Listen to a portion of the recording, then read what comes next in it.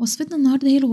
الغريبة رغم إن هي سهلة أوي ومكوناتها بسيطة بس ممكن متظبطش مع أي حد، هاقول لكم على المقادير المضبوطة اللي تطلّع معاكِ الغريبة مضبوطة أوي، وزي ما تدخل الفرن زي ما تطلع، طعمها حلو وكمان شكلها حلو أوي، شايفين قد إيه لونها مضبوط، التسوية بتاعتها مضبوطة، كمان ناعمة جدًا. أول حاجة معايا ربع كيلو من السمنة الباردة، مش الزبدة، سمنة وهنضربها كده كويس أوي بالمضرب، سواء بقى في العجان أو بمضرب الكهربا، المهم ندخّل فيها هوا كويس علشان تدّينا نتيجة كويسة، وأول ما توصل لقوام الكريمة زي الكريمة اللي بنعمل بيها الحلويات مثلًا اللي هي الكريم شانتيه، هننزل عليها ب200 جرام من السكر وده تقريبًا كوبايتين إلا ربع سكر، ولو أنتِ بتحبيش الحاجة مسكرة أوي ممكن تخلّيها كوباية ونُص، ونقلبهم كده كويس أوي مع بعض لغاية ما السكر والسمنة يختلطوا كده مع بعض، بعد كده معايا نُص كيلو من الدقيق هننزل بيهم على الخليط بتاعنا السكر والسمنة، أنا مش هاعجن خالص، أول ما الدقيق يختلط مع السمنة والسكر مش هنضرب كتير علشان مش عايزينها تنشف تبقى بسكوت، فإحنا عايزين تبقى ناعمة، شايفين قوامها عامل إزاي؟ وزي ما قُلت لكم كل شوية كده بادّيها تقليبة من تحت لفوق عشان أتأكد إن المكونات كلها اختلطت ببعض، أول ما آخد كده كورة وأعملها كده وأحط فيها صباعي وألاقيها مش بتفتح من الجناب كده خلاص هي مش محتاجة أي حاجة تاني وبقت قوامها مضبوط، طب لو حطينا صباعنا ولقيناها بتعمل خطوط كده من الجنب أو بتفتح من الجنب